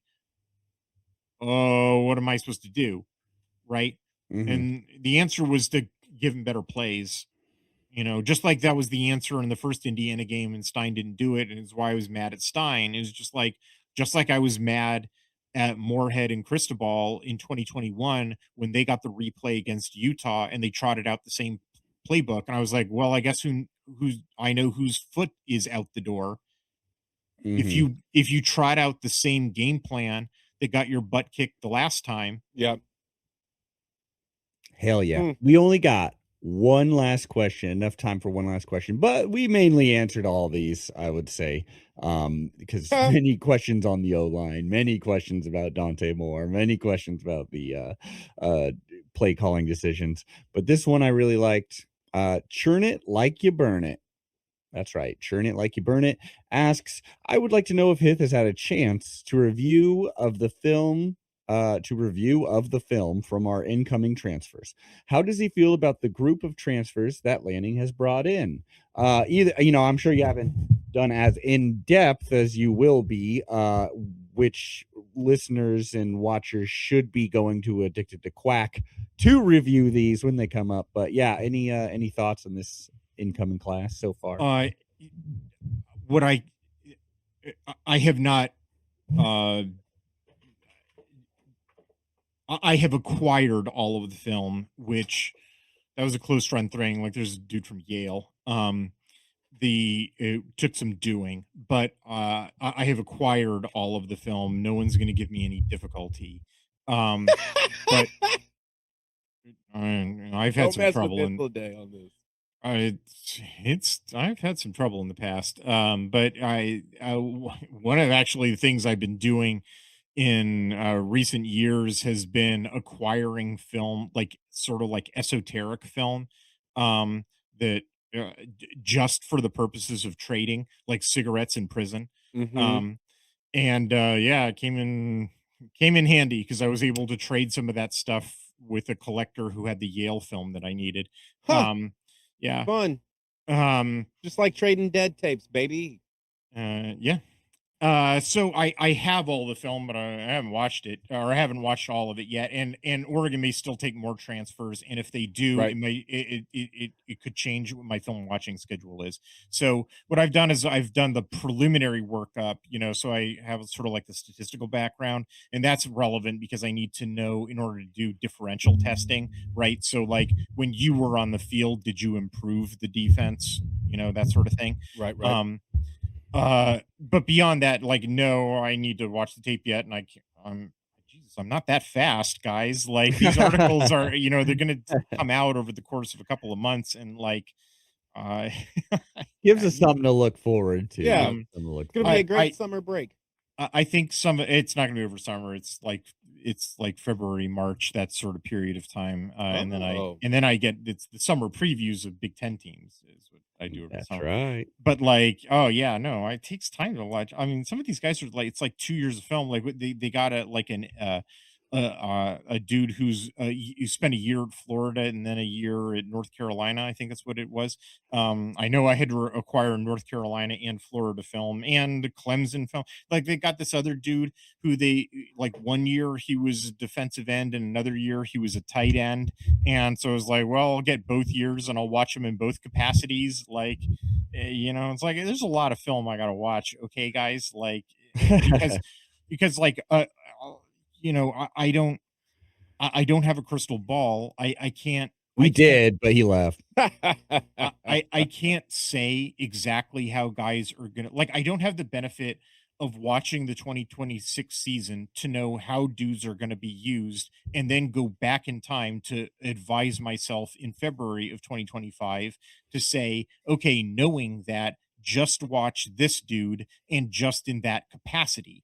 I have to watch all of their capacities and all of the dudes, and then having absorbed that entire pool of data, then make some guesses. I usually guess pretty well. I feel like maybe I don't quite get the credit that maybe I might. And that when occasionally I'm off by a little bit, then people follow me around for years making fun too. I'm just like, what's going on? Do you have any idea how difficult this is? Speaking of which, not knowing how difficult it is, to make a podcast can be very difficult, as you've all seen. Why? These What's last 10 happened? minutes, I've had every single technical difficulty you can possibly have. Yep. My internet cord's going down, my camera stopped working, my mic is flopping all over the place because and it, usually we go until the Timer hits lava stop. lamp. Well, the lava lamp is really going. That's our big thing. Right. And we have to show you that when it's going, so don't worry. I've got an alternate camera here going. Oh, look at this. I know. This is how much it's taking. This is the room I'm in. Oh, there this is the best view we've ever had of the Ain't this thing cool? That's like a Ducks themed lava. It literally is. It says Oregon Ducks on the top. It literally says Oregon Ducks. It's got the O, and it's actually a speaker as well. This thing is a good Bluetooth speaker? Yeah, no, it's a speaker. I rarely ever use it. That thing it'd be dope. That thing is rad. I want one of those. No, you should get it, man. I got it, or I got it for my birthday, but I think they just got it online. I mean, for a Duck fan, this is as good as it gets. They need to build in the speaker, they need to actually have a single channel AM radio dial that plays Oregon Duck games. Aaron, that would actually be more useful to me than the speaker, because the speaker's not. I don't think it's a Bluetooth. I think you do have to plug it in. Now that I'm thinking about it, I never use it. But yeah, look how sick that is. That could be the best speaker you've ever heard, and you don't know it because I've heard it. It's not a very good speaker. Oh, okay. Yeah, just like me. Y'all, we only got a couple more minutes. It's been a great episode so far. Insane looking one right now. I love it. This is what I'm all about. I'll do this from the future from now on. Yeah. Let's get our way too early super specific predictions for next season. We got to do it in 5 minutes. Under 5 minutes. Here we go. I'll throw it off. I'll throw it off right now. Next season will be the last season of the Quack 12 podcast, because we're winning a natty. Yes. But that's not specific enough. We are winning a natty, but by barely making the playoffs. We will be the 12th team to make the playoffs. There will be a bunch of arguments of I'm going to say, do I think a 9-3 team can get in? Probably not. No, I'll just say it. It'll be, should a 9-3 Oregon Ducks team make the playoffs, and we're barely going to make it, but making the playoffs, that is what will put us into ultimate Terminator mode. We will destroy every team we play in the playoffs by at least 20 points. And in the end, it'll be a blowout victory over the Ohio State. Mark it. That's exactly what's happening. Wow. Okay. Aaron, I know mine, but you're not going to like it. Oh, no. Let's hear it. Dante Moore, injured game 3, backup quarterback, comes in, rallies hard, takes us all the way, undefeated season, 12-0 natty championship. Wow. I hate it for Moore, obviously. But hopefully. And it's a year ender. Season over. Oh, my God. Early? Third game. It's I don't want to wish it on anyone. I hate saying it, but that's, you're not wishing it. You're proclamating it. If that's that's what my coffee grounds told me. So okay. And Hythloday, this is fact. What you're about to say. So here comes science. This is just science. Well, first of all, I wanted to say if Oregon loses, it goes 9-3 with this schedule, like some series. Something's very bad. Well, I mean, they got to go to Ohio State, but I mean, maybe Aaron and I's are basically the same prediction, where Dante Moore gets injured. I think the third game of the season is Portland State. So like if the Vikings are getting to Dante Moore, I guess. No, it's. I didn't say how it happened. They gave us the game one year, if I remember correctly. It could be practice. Yeah. Hith, what do you got? What crazy things going on? I think okay. I'll stick with the quarterback theme. They put in a trick play where both of the quarterbacks are in, and there's a Raiola to Dante Moore touchdown pass. Oh, dude. My Lord! But wait, Dante doesn't like to run. Oh, well. Well, maybe they have to incentivize him with the I mean, sweet lure of the end zone. He's had some good for every runs, 5 though. yards your ass moves. Aaron, he's had some good runs though. Oh, He has run for a touchdown. Iowa. You know, He's a Penn State crucial, I believe. Did he bounce off 2 tackles and dive for a touchdown he's though, not like an Fernando absolute Mendoza. All-American? He's not Fernando Mendoza. Woo! Addicted to Quack is the site that you need to get your ass to right now. Follow Hythloday1 on Twitter. Be sure to keep up with his articles. Subscribe, rate, listen to It Rains on This podcast, as well as the Quack 12 podcast. We will be back. Rains on this podcast. It always rains on this podcast. Key distinction. It never rains on this podcast. I think I'm gonna start the podcast. It always rains on this podcast about how we're never gonna win a natty. And we will be back next week. Aaron, get your ass in fucking gear, because the last episode of the season will be our pop quiz, our quiz, end of year quiz. Did Aaron retain anything?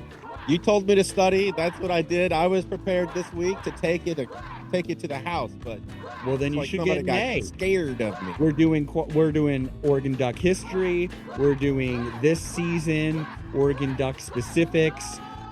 It'll all be good. Hythloday, thanks for joining the show. Yep. I actually want pleasure. your prediction. It's always great. Always great talking to you guys. Absolutely. Go Ducks. We'll get them next year. Quack, quack. On a sneaky 2-quarterback play. Where they both get injured. Quack.